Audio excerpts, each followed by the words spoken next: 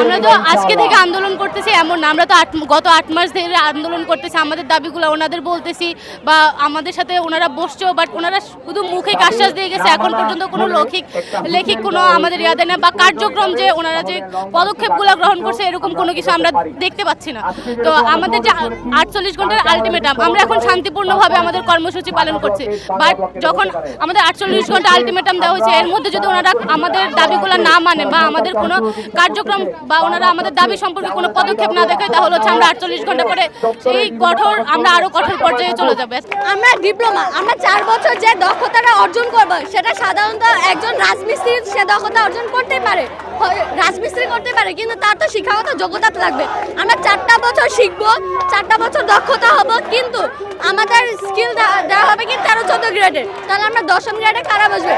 যারা craft instructor, যারা হচ্ছে কোনো ইনস্ট্রুমেন্টের নাম জানে না, যন্ত্রপাতির নাম জানে না, যন্ত্রপাতি কীভাবে ব্যবহার করতে হয় তারা জানে, তারা 10ম গ্রেডে জব করবে। তাহলে আমাদের 4 বছরটা লাভ কি হলো 4 বছর ডিপ্লোমা করে? আমরা ডিপ্লোমা ইঞ্জিনিয়ার এবং তারা ক্রাফট ইনস্ট্রাক্টররা যদি আমাদের এখানে 10ম গ্রেডে চাকরি পেয়ে যায়, সেক্ষেত্রে ভবিষ্যতে আমাদের চাকরি পাওয়ার সম্ভাবনা অনেকটা কমে যাবে।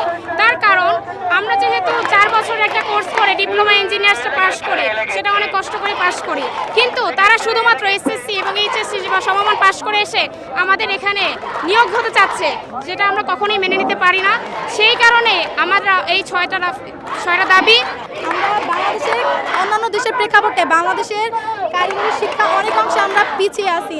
আমাদের মেট্রো রেল বলেন, পদ্মা সেতু বলেন, অন্যান্য দেশের ইঞ্জিনিয়াররা এসে এগুলো বানাই দিয়ে যেতেছে। যদি আমাদের দেশের কারিগরি সেক্টরটা উন্নত হতো তাহলে আমাদের বাইরে থেকে ইঞ্জিনিয়ার হায়ার করতে হতো না, আমরা দেশের জনশক্তি দিয়েই দেশের উন্নয়ন করতে পারতাম। এর জন্য আমরা উচ্চশিক্ষার জন্য ইঞ্জিনিয়ার বিশ্ববিদ্যালয় চাই, ইঞ্জিনিয়ারিং বিশ্ববিদ্যালয় চাই।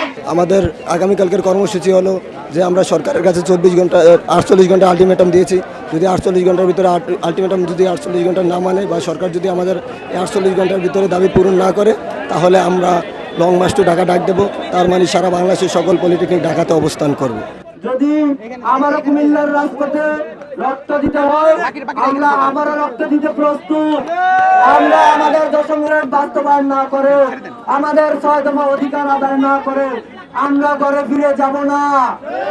আমরা আমাদের অধিকার আদায় করেই ঘরে ফিরবো ইনশাআল্লাহ। আমার ভাইয়ের রক্ত আমার ভাইয়ের